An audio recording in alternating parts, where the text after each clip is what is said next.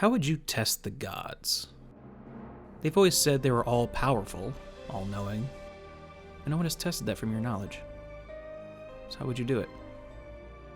Hey guys, I'm Bryce from Chimera House, and this is Myth House, a series where I tell you all the same stories they used to tell in ancient Greece, just now in a much more digestible format. This story is called The Cursed Family. This story starts with a man named Tantalus. Tantalus was the king of Tantalus, and married to Dione, the daughter of Atlas.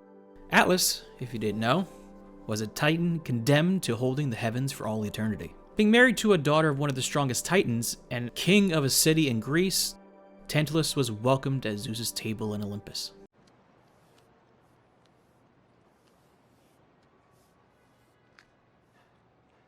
One dinner that Tantalus and Dione were having with the gods, Tantalus had an idea. You see, ambrosia and nectar were food of the gods, long secrets that they held from the world of mortals. Tantalus thought, gods have a ton of this stuff. I could just take a little bit down to my people in Tantalus and let them enjoy the food of the gods. So he did. He took the ambrosia and nectar down to the people of Tantalus, thus revealing the secrets to the gods held from the mortals. Tantalus could have stopped there. He should have stopped there. He had given the food of the gods to his people, and they all shared in it, and he was a hero, and the story of Tantalus should have ended there. Gods, it should have ended there. But Tantalus wanted to test the gods. After all, a mortal like himself was able to steal from them. What else could he get away with? How would you test the gods? Not like this. Tantalus and Dione had 3 children, but the one of note was their son Pelops. Tantalus decided he was going to offer his son Pelops as a sacrifice. And not just sacrifice him, Tantalus cut up Pelops and boiled him. Then he served him up in a banquet for several gods. If they were so omniscient, they should know that the food they're about to eat were his son, right? This is clearly the best way to test this. Testing the gods is clearly a thing one should do. Testing them by cutting up your own son and cooking him. It's a great idea. So, one of the servants of the gods who saw Tantalus do all that went to them and was like, "Yo, I want to eat that. That food is actually Tantalus' son. I totally saw him kill and cook him, and I did nothing to stop it." The gods didn't eat Pelops. Well, except Demeter, who was too busy thinking about how f***ed her daughter Persephone was. She accidentally ate a shoulder before she realized what was happening.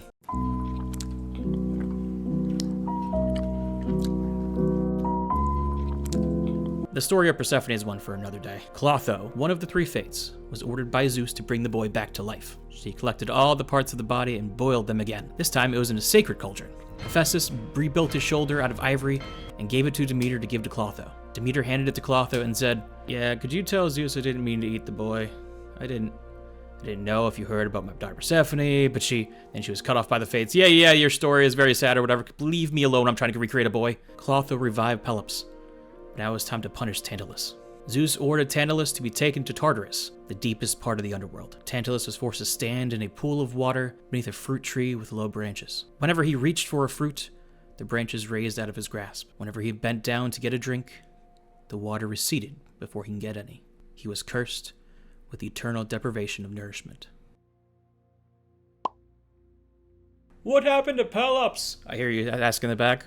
First, great question. Second, stop talking during my presentation. After his resurrection, Poseidon took him to Olympus to study as a youth apprentice, teaching him to drive a chariot. A servant to Zeus then went to Zeus and said, "By the way, boss, you know how you banished Tantalus to Tartarus to suffer for all eternity? Before the whole killing his son and cooking him deal, he stole ambrosia and nectar and gave it to the mortals." And Zeus said, "You did what?" Kicked Pelops out of Olympus, since he couldn't punish his dad more. After being exiled from Olympus and growing up among mortals, Poseidon kept an eye on him, eventually grew infatuated with the handsome young Pelops. As Pelops grew up, he also grew infatuated with a woman named Hippodamia. Hippodamia was the daughter of King Oenomaus. King Oenomaus was fearful of a prophecy that claimed he would be killed by his son-in-law. So clearly, Oenomaus had to kill every suitor of Hippodamia. But not only did he kill them, he only killed them after first defeating them in a chariot race. So he was giving them an L in the race before giving the ultimate L. Pelops came to Oenomaus and asked for his daughter's hand in marriage. Oenomaus said that he could only have her hand if he beats him in a chariot race. Word he was going to lose, Pelops went to the sea and said, "Hey Poseidon, I'm trying to ask this woman's hand in marriage. In order to get it, I have to win a chariot race. Oh, if I lose the race, I'm going to be killed. Can you help?" And Poseidon still smitten with the handsome man, said, "Anything for your fine ass." And a chariot drawn by a winged horse emerged from the sea and landed in front of Pelops. "Thanks, Poseidon!" Pelops yelled as he rolled the chariot back into the city with his charioteer, Scylla.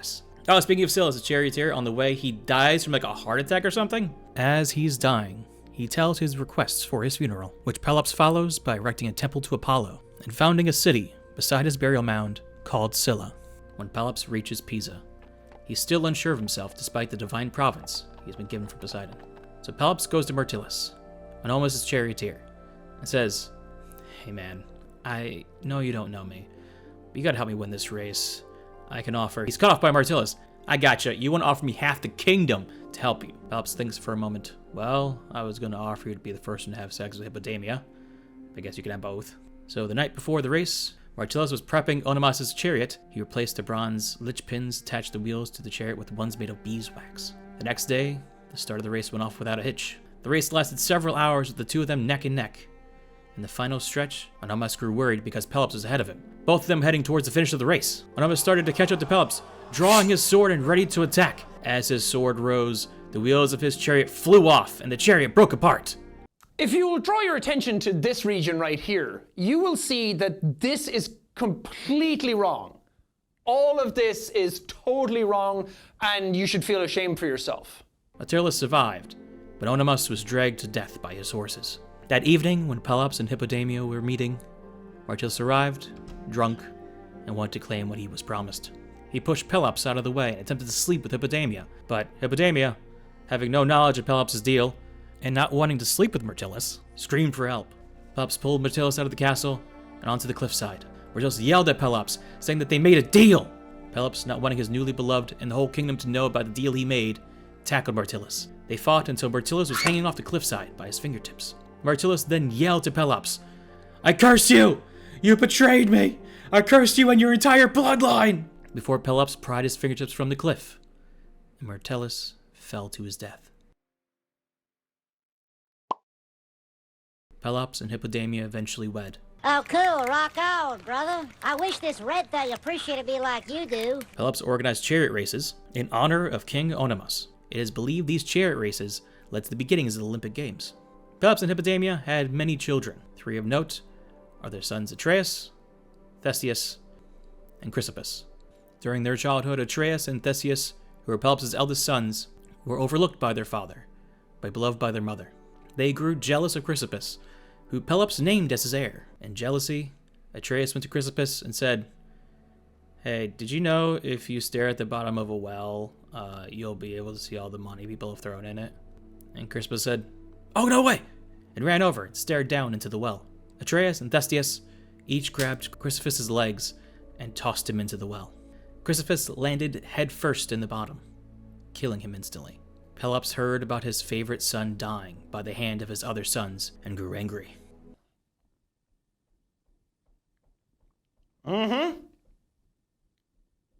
Oh, you're in trouble now. Yep. He banished Atreus and Theseus to Mycenae. He then banished Hippodamia to Mycenae as well, because he believed that she put them up to it, since they were her favorites. Atreus and Theseus were raised in Mycenae by their mother. Hippodamia, after losing her queenhood in her father's land and the death of her son, eventually hanged herself. Atreus and Theseus stayed in Mycenae until Pelops' death of natural causes, when they returned to their family's kingdom. Atreus and Theseus got themselves wives and lived as princes. One day, Atreus vowed to sacrifice his best lamb to Artemis. When he went through his flock, he discovered a lamb with gold fleece. Atreus quickly hid the lamb under his shirt and took it home to his wife, Arope, to hide from the goddess. Atreus returned to the flock to find the next best sheep. When he was gone, Arope took the sheep to Atreus' brother Theseus' house and gave it to him, and then kissed him on the lips. The next day, Theseus went to Atreus and said, "Let's make a deal. Either there is a chance that a flock of sheep can produce a sheep of golden fleece. Whoever has a sheep with golden fleece should be king." And Atreus, who just gave his wife a golden sheep yesterday, said, "Sounds perfect, deal." And Theseus said, "Cool," and pulled out the golden sheep from behind a nearby tree. "I win, I'm king." And Atreus said, "Oh, okay." And Theseus became king. Frustrated because he knew he collected a golden lamb first, Atreus went to Zeus for advice. Zeus sent Hermes to him, and Hermes said, "You should make Theseus agree that if the sun rose in the west and set in the east, the kingdom will be yours instead." But why would it do that? Atreus asked. It's not supposed to, which is why he'll agree. But then it won't, I'll lose again. Hermes paused for a moment. You do remember you're talking to a god, right? Atreus thought for a moment. Oh yeah. So Atreus went to Theseus and said, Theseus, best brother of mine, let's make another wager. If the sun rose in the west and set in the east tomorrow morning, the throne of the kingdom be given to me. Theseus thought for a moment. Why would it do that? Honestly, man, I have no idea. All right, deal. And the brothers shook their sweaty hands. That following morning, Helios rose the sun where he usually set it, and set it where he usually rose it, because Helios respected game and Atreus got game. Atreus was king, and oh boy, he was so excited he couldn't wait to celebrate with his wife Arup. Oh look, there's Arup in the garden. Wait a second. Arup is not alone in the garden. Oh look, Theseus is there too. Probably giving well wishes to his new king. Ha ha ha, now they're kissing! Oh, wah, wah. Atreus discovered Arup and Theseus' affair. That's when the family curse kicked in again, and just like his grandfather did all those years ago, Atreus murdered Theseus' sons, chopped them up, and cooked their bodies except for their hands and feet. Mmm, so good and tasty.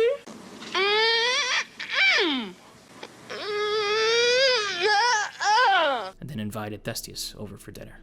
I know how much you love stew, Theseus, Atreus said. So I made you a hearty stew. Theseus examined the stew cautiously for a moment before saying, You know me so well, Atreus. I started going to town eating the stew. Atreus then threw the hands and feet onto the table. Theseus stopped eating. What are those?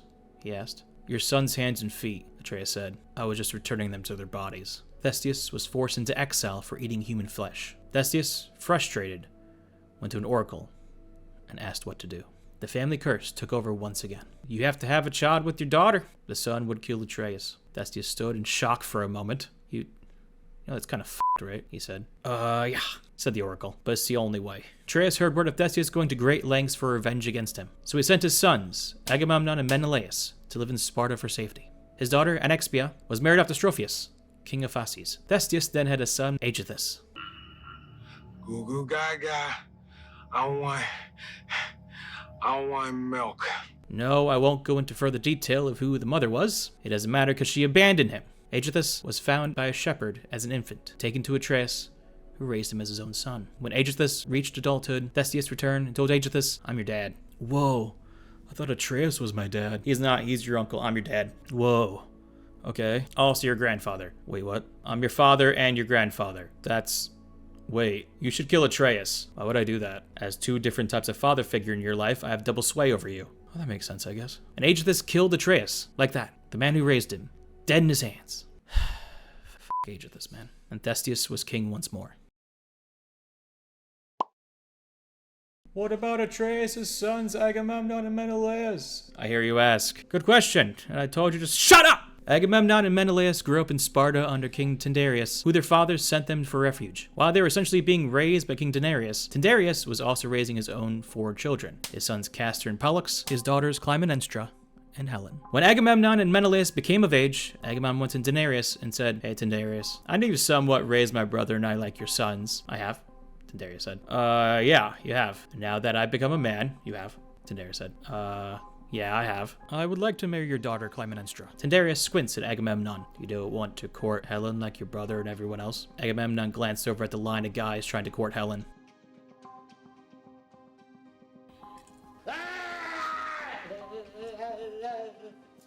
Nah. Clytemnestra is great, and I want to marry her. That is perfectly alright for our standards, honestly. You may marry Clytemnestra. After marrying Clytemnestra, Agamemnon went on to represent his brother when Menelaus wanted to court Helen. Agamemnon and Clytemnestra had 4 children together. Orestes, their only son, Iphigenia, Electra, Chrysothemis, their daughters. When Menelaus eventually succeeded Tyndareus to the throne of Sparta, Menelaus helped Agamemnon to drive Aegisthus and Theseus out of their father's kingdom, putting Agamemnon in charge. Over the next many years, Agamemnon was able to extend his borders and his domain through conquest and became the most powerful king in Greece. Life was going really well for Agamemnon. Maybe the family curse had been broken with him. Maybe his children and their children won't have to deal with the horrific curse that had been put over their lineage. Then, Menelaus appeared at Agamemnon's court one afternoon. They've taken her! Menelaus yelled. Taken who? Who's been taken? Agamemnon asked. My wife, Helen. Troy has taken my wife.